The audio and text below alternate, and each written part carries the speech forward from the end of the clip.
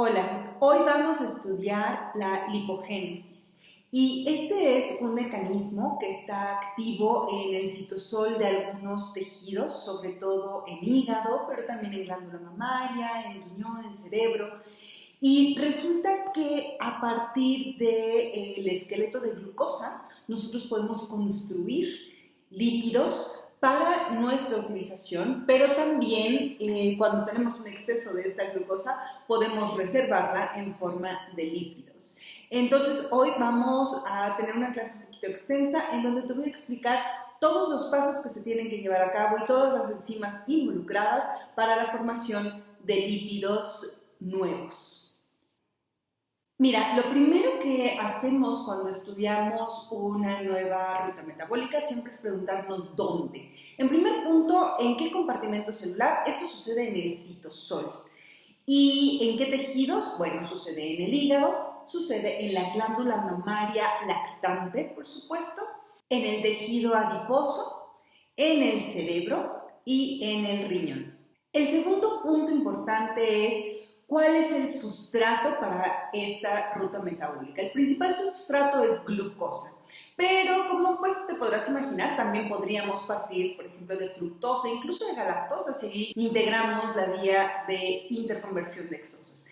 Pero digamos que con fines didácticos lo dejamos en glucosa. El tercer punto es la regulación. Y esta es una vía tan importante que tiene diferentes puntos de regulación, tanto hormonal, pero también con metabolitos, y bueno, vamos a estar estudiando cómo la insulina sobre todo va a favorecer esta ruta, pero no solo ella, también el citrato, por ejemplo, y de manera negativa estará inhibida por glucagón y por epinefrina, principalmente, cuando hablamos de hormonas, aunque veremos que podrá estar regulada, por ejemplo, también pues por la presencia o el incremento de los ácidos grasos de cadena larga. Existe otro punto de regulación muy importante de esta vía y es a nivel génico. Y resulta que el factor de transcripción SREBP1 que transcribe para la proteína de unión al elemento regulador del esterol, estará involucrado en la regulación de esta vía. He preparado para ti una especie como de lista para poder hacer este tema un poco más entendible porque es un tema extenso. Entonces vamos a ver que hay 7 pasos que se van a tener que llevar a cabo para la síntesis de un lípido. El primer paso es la síntesis de acetilcoenzima A. Esto sucede en la mitocondria y esto está facilísimo, esto lo has estudiado desde el inicio de los tiempos, cuando desde la glucosa nosotros llegamos a piruvato y gracias a la piruvato deshidrogenasa obtenemos acetilcoenzima A. Entonces, bueno, esto es indispensable porque una vez que nosotros tenemos suficiente acetilcoenzima A y se empieza a acumular, entonces la vía puede desviarse hacia la formación de lípidos. El segundo paso es la lanzadera citrato-malato, en donde resulta que, como yo te dije, la lipogénesis se va a llevar a cabo en el citosol, pero yo necesito tener acetilcoenzima A en el citosol. Por lo tanto, si tengo esta formación de acetilcoenzima A en la mitocondria, tengo que sacarlo de la mitocondria al citosol y resulta que no puede pasar. Por lo tanto, voy a utilizar al citrato. Nosotros sabemos que de la condensación de acetilcoenzima A con oxalacetato obtenemos citrato y este citrato sí puede salir de la mitocondria hacia el citosol y lo hace a través de una lanzadera citrato-malato. Una vez que el citrato está en el citosol, entonces puede, gracias a una liasa, desdoblarse, digamos, otra vez en acetilcoenzima A y oxalacetato. Y entonces sí, tenemos ya acetilcoenzima A en el citosol para hacer lipogénesis y tenemos oxalacetato que podemos llevar a malato y resulta que el malato sin problema va a poder regresar a la mitocondria. Esto gracias a una enzima llamada malato deshidrogenasa. Con la entrada de un NAD reducido y por tanto la salida de este NAD oxidado, vamos a tener la formación de este malato que va a utilizarse precisamente para esta lanzadera. Por un citrato entra un malato. Y de esta manera yo puedo mantener, digamos, la concentración necesaria de acetilcoenzima A en el citosol para poder entonces formar lípidos. El tercer paso es el paso limitante de la lipogénesis y es el que involucra a la enzima acetilcoenzima A carboxilasa. Esto ya está sucediendo en el citosol. Resulta que acetilcoenzima A carboxilasa es el paso clave, es la enzima estrella de la lipogénesis. Es el paso limitante, está muy regulada la acción de esta enzima y esta estará actuando en el citosol. Lo que hace esta enzima es catalizar la reacción que lleva acetilcoenzima A malonilcoenzima A.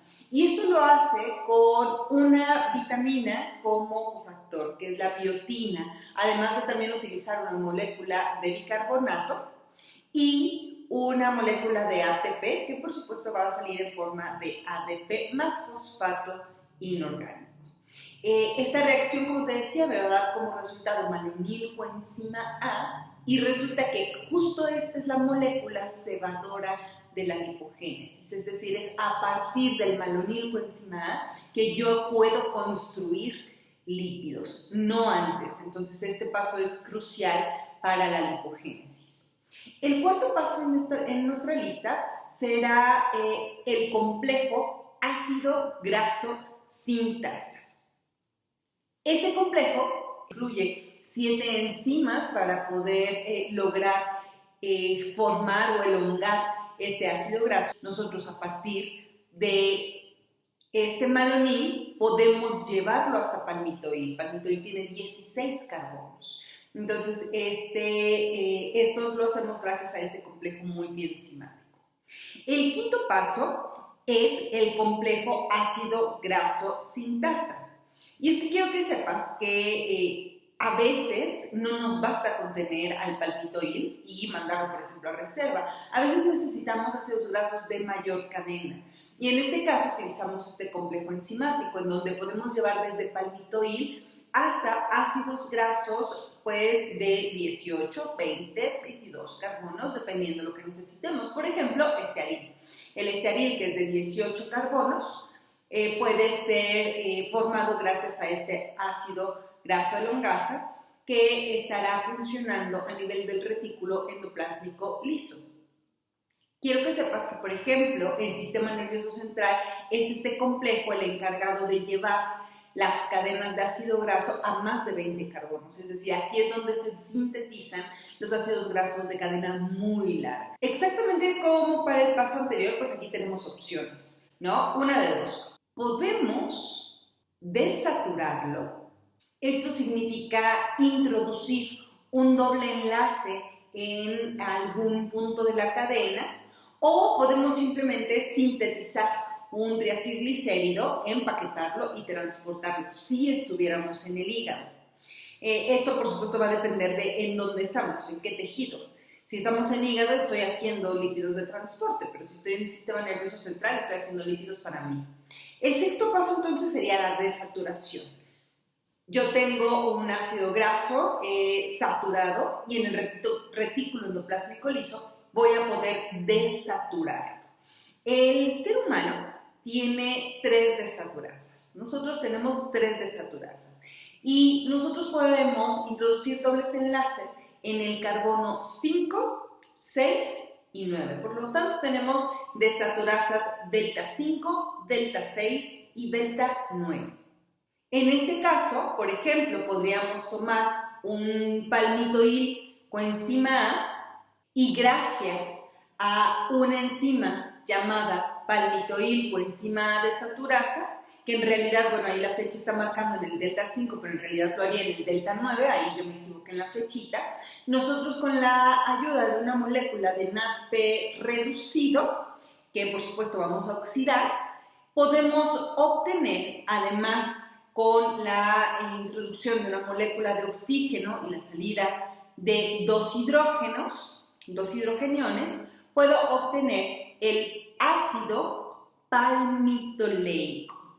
Este ácido palmitoleico será un ácido graso de 16 carbonos con una desaturación en delta 9. Es lo que te decía, que la flechita marca delta 5, pero en realidad lo hace en delta 9. Lo que hace esta palmitoil coenzima A desaturasa es quitar un hidrógeno a los carbonos 9 y carbono 10. De esta manera, ahí es donde se establece el doble enlace. Ahí corrijo la flechita del delta 9. Y otro ejemplo que podemos plantear aquí, también en el que funciona una delta 9, es la que actúa en el ácido graso estearil coenzima A. Este estearil es un ácido graso de 18 carbonos saturado y la enzima se llamará estearil coenzima A desaturasa. Lo que va a hacer es una reacción muy similar en donde va a entrar un ATP reducido, lo vamos a oxidar y también vendrá una molécula de oxígeno y van a salir dos hidrogeniones. El resultado de esta reacción será el ácido oleico. El ácido oleico es un ácido graso de 18 carbonos con una desaturación en delta 9 y este es el que se encuentra presente en el aceite de oliva. Quiero que sepas de una vez que el ser humano tiene cierta limitación en cuanto a la desaturación. No contamos con las desaturasas delta 12 y delta 15. Y esta es la razón por la que hay ácidos grasos que son esenciales, es decir, que tenemos que consumir en la dieta. Y estos son el omega 3 y omega 6. Estos dos ácidos grasos son esenciales. El séptimo paso es entonces la síntesis de triacilglicéridos y el transporte de estos triacilglicéridos hacia otros tejidos. Y en el caso, por ejemplo, del hepatocito, pues la formación de las lipoproteínas encargadas del transporte de estos ácidos grasos, que en este caso son las VLDL. Se van a transportar estos lípidos pues a tejidos extrahepáticos. El último punto de este esquema general que me gustaría resaltar son entonces los requerimientos para la lipogénesis. Y lo primero es NADP reducido. Este es importantísimo, es una molécula que se va a requerir en grandes cantidades para poder llevar a cabo la formación de estos lípidos. Y la ruta que nos brinda grandes cantidades de NADP reducido es justamente la vía de las pentosas fosfato. Vamos a requerir, por supuesto, ATP, vamos a requerir manganeso, biotina y bicarbonato. Estas son las moléculas esenciales, digamos, para la biosíntesis de ácidos grasos. Algo importante sobre el bicarbonato es que es esta la molécula que nos va a ayudar a la carboxilación del acetil coenzima A. Aquí podemos ver cómo luce este primer esquema general y ahora vamos a ir pues desmenuzando cada uno de los pasos que se requieren para esta lipogénesis.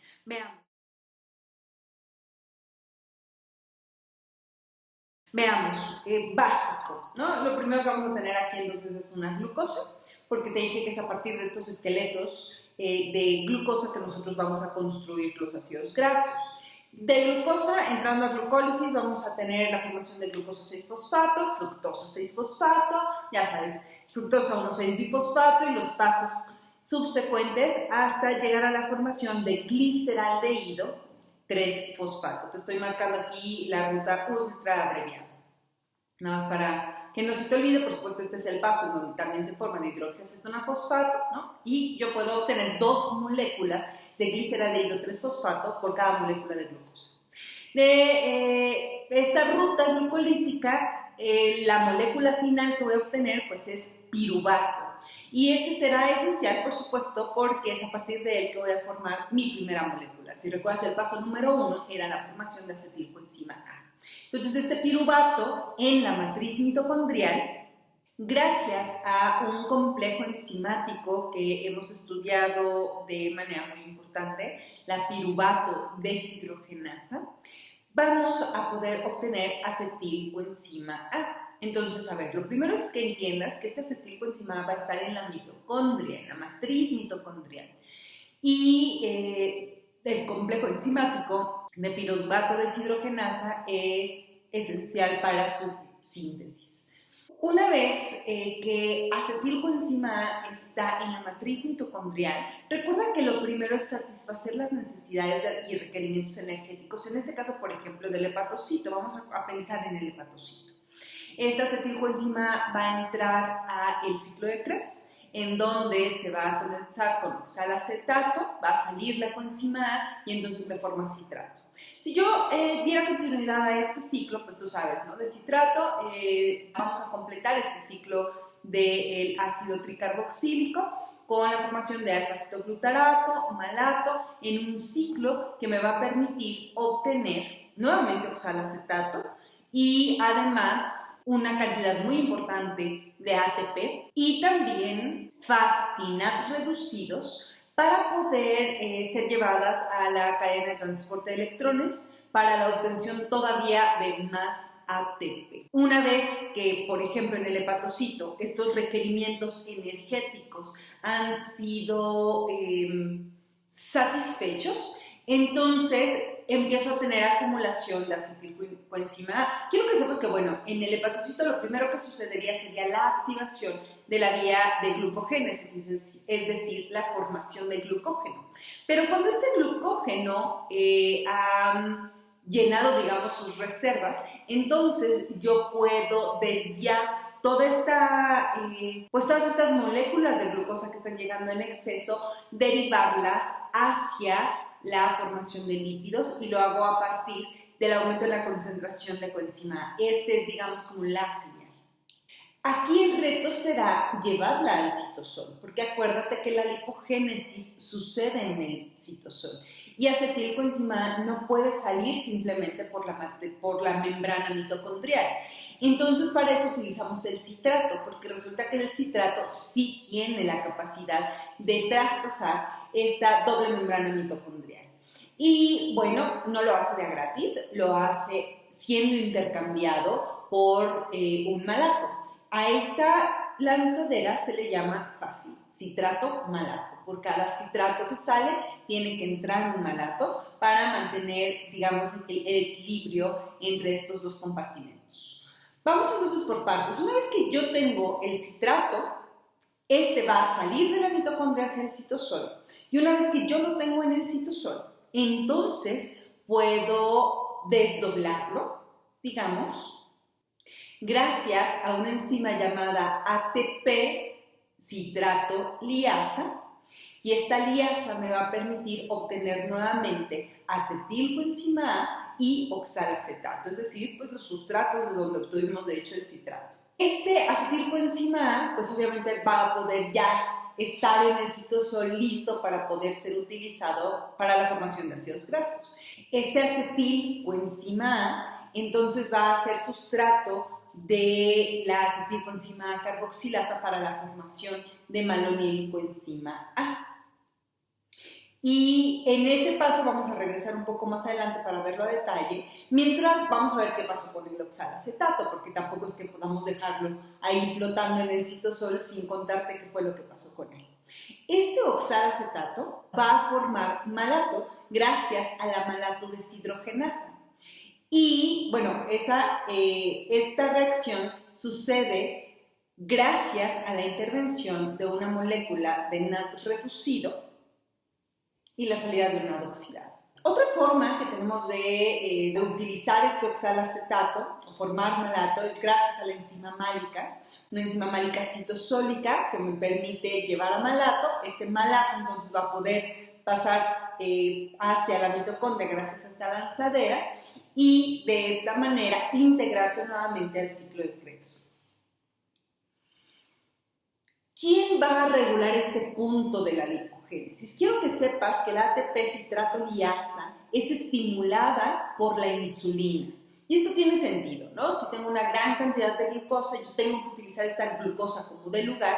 Esta glucosa va a estar estimulando la liberación, la secreción de la insulina. Y bueno, la insulina va entonces a favorecer todas aquellas rutas que tengan que ver con la optimización y utilización de esta glucosa. Otra cosa que me gustaría mencionarte en este punto es que nosotros, te lo mencioné en el primer esquema, requerimos una gran cantidad de NADP reducido y este NADP reducido va a provenir de la vía de las pentosas fosfato, en donde tú sabes que a lo largo de estos 3 ciclos que están entremezclados para la formación de ribosa, pero también de NAD reducido.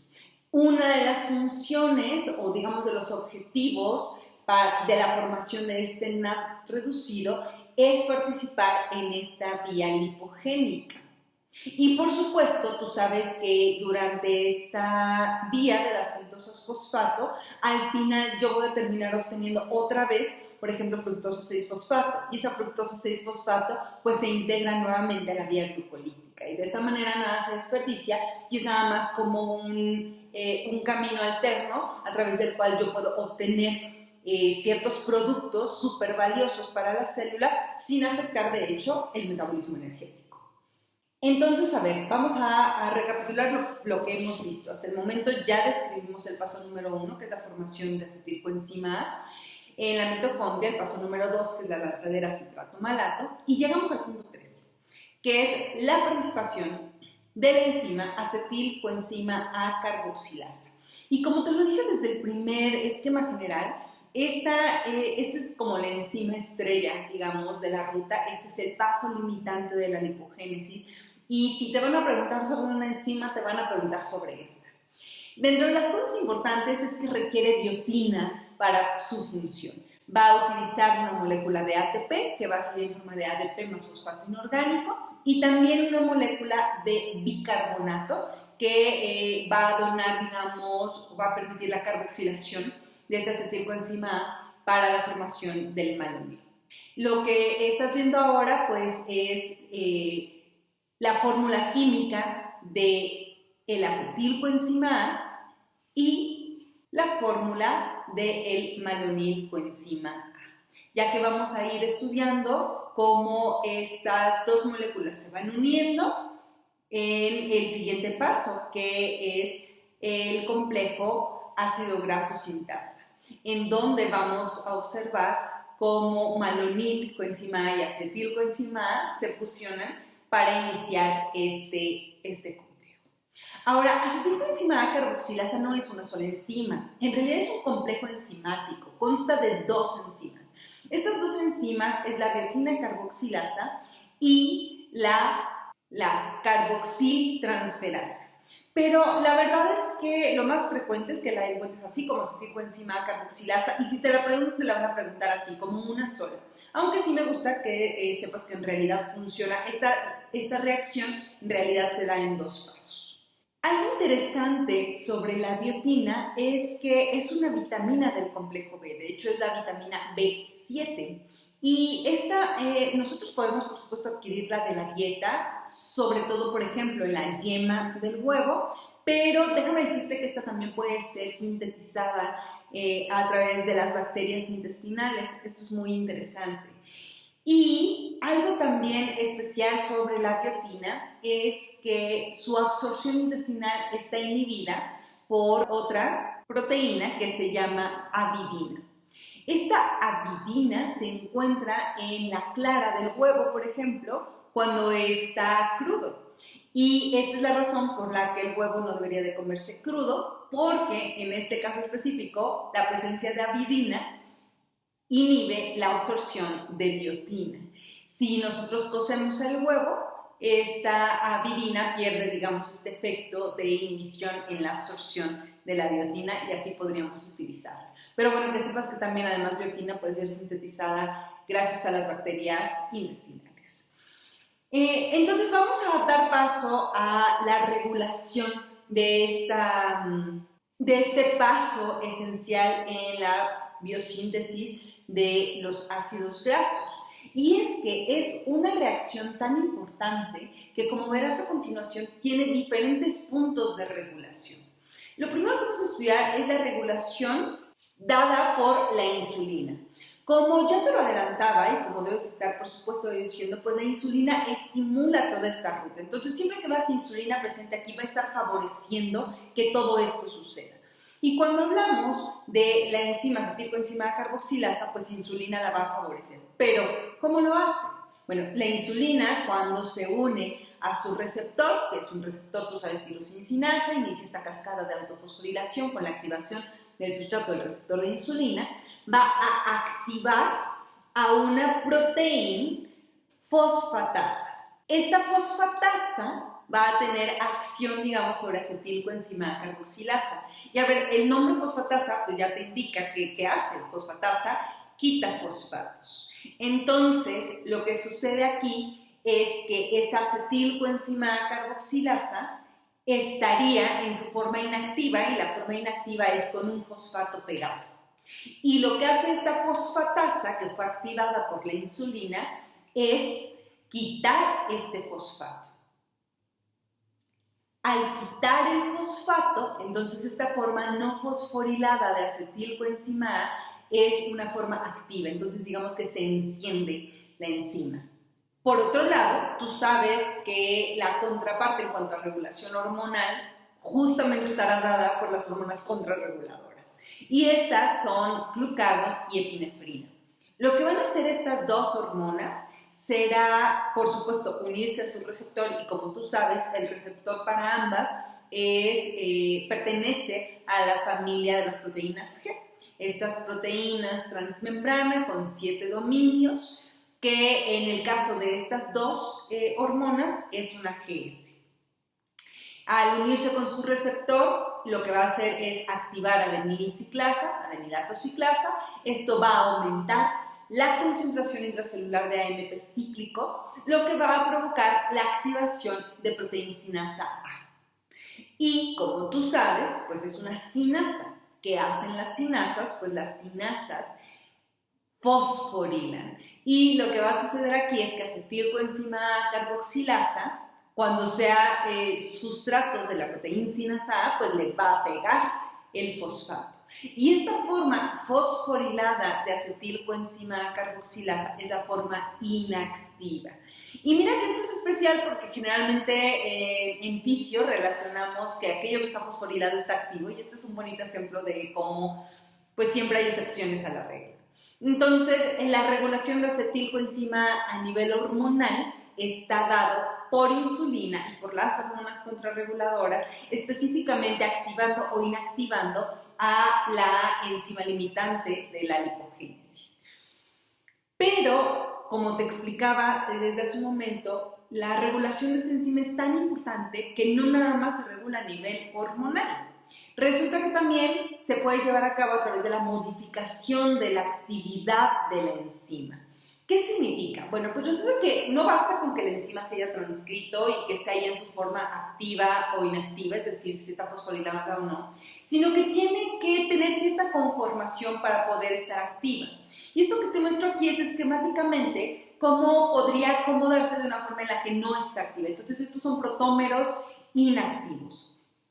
Y se requiere de la estimulación concreta de metabolitos en el citosol para que estos protómeros inactivos adquieran una conformación específica que pues es su forma, digamos, activa, su forma capaz de llevar a cabo la reacción. Y se esquematiza justamente de esta manera, ¿no? Como si se alinearan. Entonces, ¿quién activa esta modificación o quién promueve esta modificación de la actividad de la enzima, llevando de protómeros inactivos a polímeros activos? Pues es el citrato. ¿Por qué? Pues porque tiene sentido. El citrato, una vez que está en el citosol, fue llevado ahí pues para formar lípidos. Entonces la concentración de citrato va a estimular o favorecer la forma activa de estos polímeros. Y por otro lado, ¿quién va a inhibir que esto suceda? Bueno, pues el aumento en la concentración de ácidos grasos de cadena larga.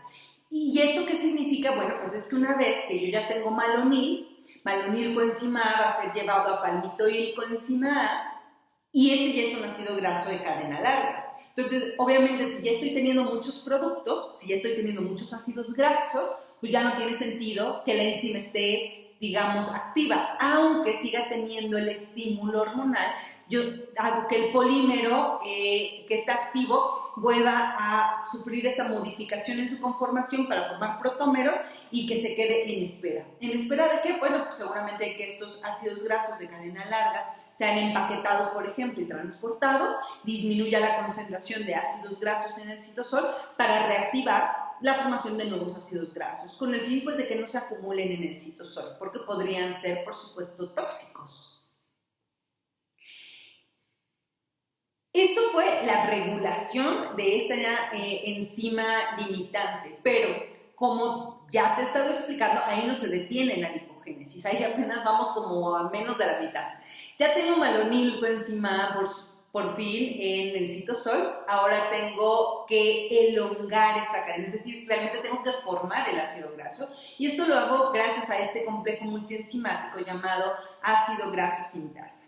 Como te explicaba, este complejo multienzimático consta de 7 reacciones. Estas 7 reacciones tendrán que llevarse, de hecho, a cabo también de manera cíclica para poder formar un ácido graso grande. Y además de las reacciones y de las enzimas participantes, voy a necesitar algo especial. Es una proteína portadora de acilos. Por sus siglas en inglés le decimos ACP.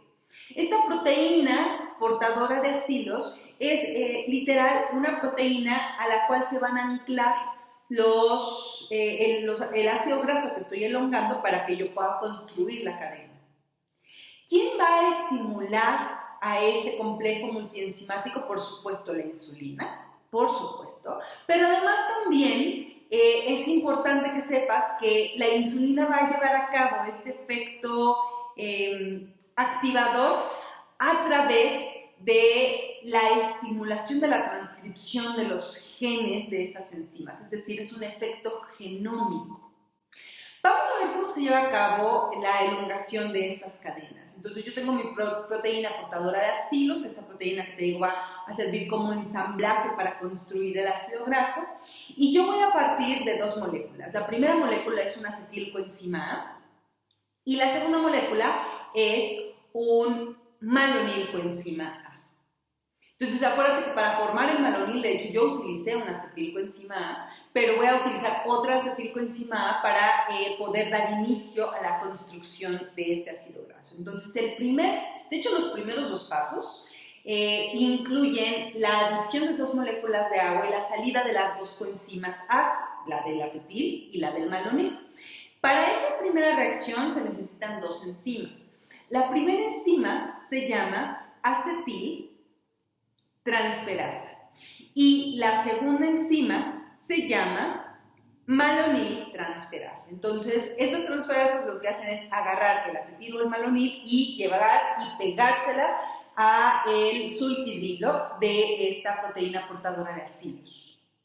Cuando digo acilos, acilo es igual a ácido graso, ¿de acuerdo? Entonces podría ser proteína portadora de ácidos grasos. Entonces, en el siguiente paso, pues yo ya voy a tener ancladas estas 2 moléculas sin sus coenzimas a estos 2 sitios de unión de la proteína portadora de acilos. En la tercera reacción, lo que va a suceder es que va a descarboxilarse de hecho el malonil, que originalmente tiene 3 carbonos, pero me lo voy a quedar solamente con 2. Entonces yo descarboxilo a este malonil, por tanto voy a utilizar una enzima llamada beta-cetoacil sintasa para la formación de este beta-cetoacil. Y resulta que esta reacción en realidad va a suceder como en 2 pasos, en donde yo tengo liberado, digamos, este sulfidrilo inferior, pero fíjate el código de colores que estoy utilizando.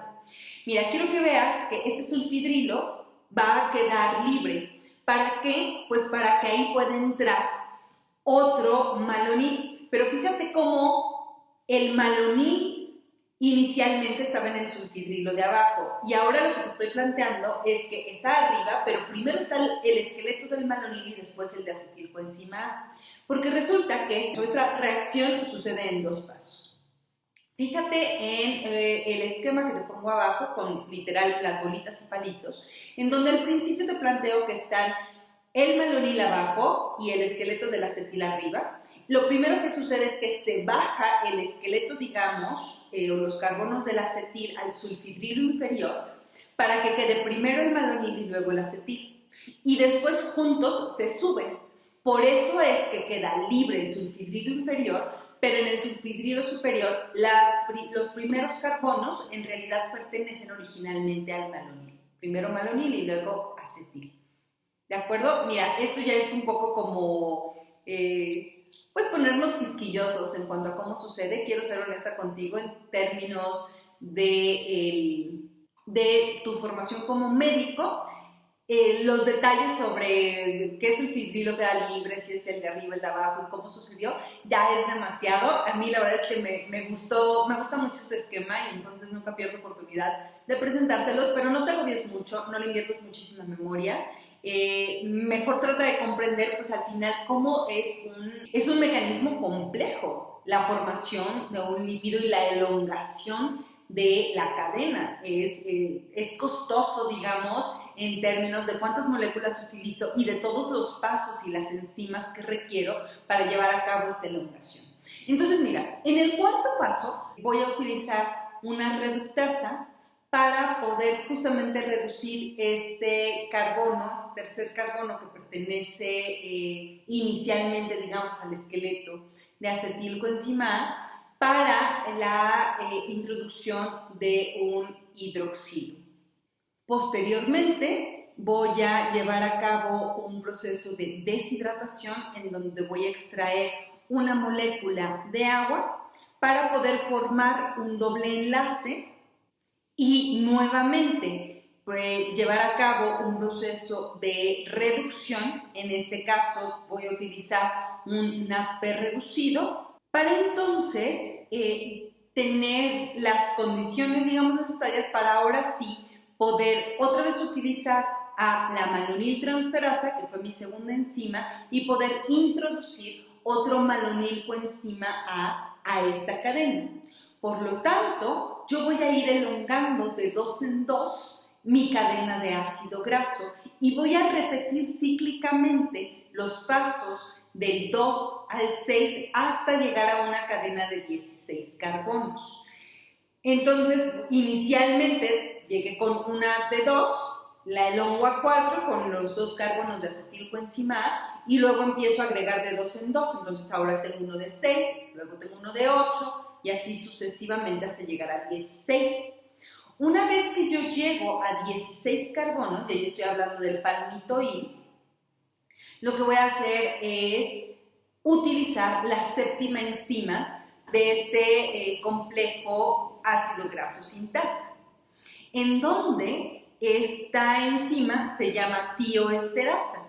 Esta tioesterasa va a actuar cuando reconozca que la cadena ha llegado a esta longitud de 16 carbonos y lo que hace es cortar y agregar un coenzima A para activarlo. Entonces agrega la coenzima A, lo activa y de esta manera tengo un palmitoil coenzima A. Resulta que los ácidos grasos requieren tener una coenzima A para poder estar activos.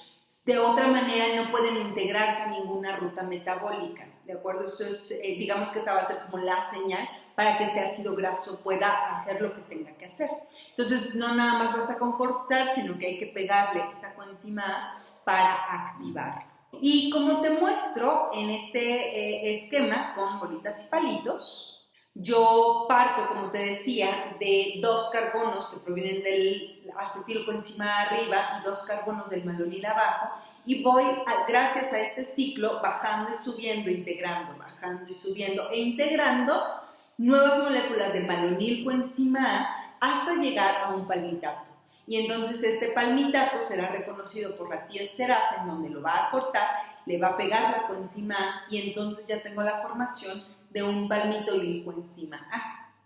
Y a partir de este puedo entonces decidir si, por ejemplo, estoy en el hígado, pues ya de una vez puedo sintetizar un triacilglicérido con palmitoils y llevarlos, transportarlos hasta el tejido adiposo para almacén, o bien puedo elongarlos. Tal vez no lo necesito para almacén y más bien lo necesito para la formación de otras moléculas complejas. Y entonces lo meto al complejo elongasa, en donde también de 2 en 2 voy a ir elongando este ácido graso a 18, 20 carbonos. Si es más de 20, seguramente es porque estoy en el sistema nervioso central y necesito de 20, 22, 24 carbonos. Y ya sea que lo elongo o no, puedo desaturarlo o no.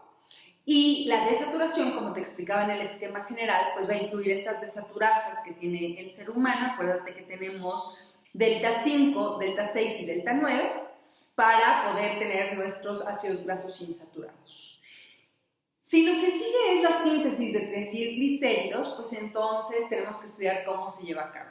Quiero que sepas que la síntesis de triacilglicéridos se lleva a cabo en dos tejidos nada más. Uno es en el tejido adiposo y otro pues en el hígado. En el tejido adiposo tiene todo el sentido del mundo, ¿no? O sea, si está llegando glucosa en exceso y yo tengo activa la lipogénesis, pues estos lípidos están llegando ahí para quedarse almacenados. Y la forma en la que se almacenan es en triacilglicéridos. Para esto necesito entonces formar al triacilglicérido, sintetizarlo. No basta con tener los ácidos grasos, necesito ensamblarlos con el glicerol para formar el triacilglicérido. Aquí estoy en el tejido adiposo, pero si estoy en el hígado, pues estos triacilglicéridos pueden ser ensamblados para transporte. ¿Para qué los voy a transportar? Bueno, a ver, si fueran simplemente para almacén porque tuve un consumo excesivo de glucosa, bueno, pues entonces van estas VLDL, van dirigidas al tejido adiposo para almacén, pero bien podrían ser transportados a tejidos extrahepáticos si es que formé ácidos grasos más largos y que tengan alguna otra función. Para esto, ambos tejidos tienen un punto en común y este punto en común es un intermediario llamado ácido fosfatídico, es decir, para formar un triacilglicérido se requiere la biosíntesis de un ácido fosfatídico y la historia va más o menos así. Si estamos en el tejido adiposo, ¿no? De glucosa yo voy a formar dihidroxiacetona fosfato y de esta dihidroxiacetona fosfato puedo formar glicerol 3-fosfato. Pero si estoy en el hígado, yo puedo, si bien, partir desde la glucosa también y entonces formar el glicerol 3-fosfato, pero también podría hacerlo a partir de glicerol, es decir, yo puedo reutilizar estas moléculas de glicerol que han estado regresando al hígado por diferentes mecanismos. Entonces yo a partir de glicerol puedo utilizar una glicerolcinasa y utilizando el fosfato de un ATP que sale en forma de ADP, pues yo tengo mi glicerol 3-fosfato. A este glicerol 3-fosfato yo le puedo pegar dos acilos, es decir, puedo pegarle dos ácidos grasos. Esto es lo que ves entrando aquí como 2-acil-CoA. Fíjate cómo tienen estas CoA, porque requieren esto para estar activos. Le quito las coenzimas A y ya se los dejé pegados. Y entonces lo que tengo aquí es un ácido fosfatídico. El siguiente paso entonces es quitarle el grupo fosfato a este esqueleto, digamos, de glicerol, y ahora tengo este tercer espacio libre. A esto se le llama diacilglicerol o diacilglicérido. Y lo que va a suceder aquí es que le pego un tercer acilo, un tercer ácido graso que viene en forma de acil-CoA, le quito la coenzima y entonces ahora tengo el triacilglicérido. Y una de dos, o lo llevo al almacén, o lo dejo como almacén, o lo transporto. Y lo puedo transportar a tejido adiposo, pero también lo puedo transportar a tejidos extrahepáticos. Esta es la molécula del ácido fosfatídico, en donde mira cómo, bueno, al principio se establece, por supuesto, a través de enlace éster carboxílico, la unión de estos dos primeros ácidos grasos con los primeros dos carbonos, alfa 1 y beta, del glicerol. Entonces, aquí te estoy esquematizando en el carbono 1 un ácido graso saturado y en el carbono 2 un insaturado, porque generalmente es así como se acomodan, digamos. Y en el tercer carbono, o alfa 2, tenemos a través de un enlace éster fosfórico el ácido fosfórico y entonces este es el ácido fosfatídico. Te recuerdo entonces que tanto en hígado como en tejido adiposo la vía de la biosíntesis de los triacilglicéridos usa al ácido fosfatídico como intermediario. Y esto que te estoy mostrando finalmente pues es el esquema general de la lipogénesis, en donde a través de una secuencia que yo he establecido de 7 pasos, podemos ir desde glucosa hasta la formación de un triacilglicérido. Recuerda que dependiendo del tejido en el que estemos hablando, porque como te expliqué desde el principio, no sucede solamente en el hígado, no solamente se forman palmitatos, sino que también se elongan, se desaturan y sucede en otros tejidos como en cerebro, como en riñón, como en glándula mamaria, pues cada tejido va a tener sus requerimientos especiales. Entonces, hay pasos que son como inamovibles.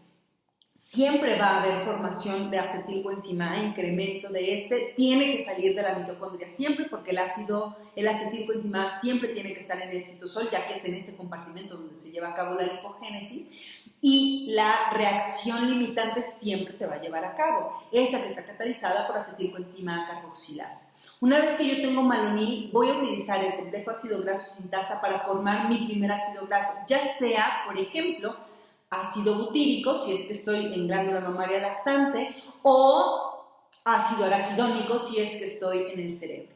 Y entonces, dependiendo del tejido, yo voy a utilizar estos complejos para elongar, o para desaturar, o para sintetizar ácidos grasos, ya sea para dejarlos como almacén, o en el caso del hígado, ahora ensamblarlos en una lipoproteína para poder transportarlos y que sean utilizados por algún otro tejido. Espero que hayas disfrutado mucho esta clase. Sé que es una clase un poco compleja. Estoy segura que después de esta explicación con bolitas y palitos, estás listo para ir y leer en tus libros este tema que resulta realmente largo y complejo. Te espero para la próxima clase.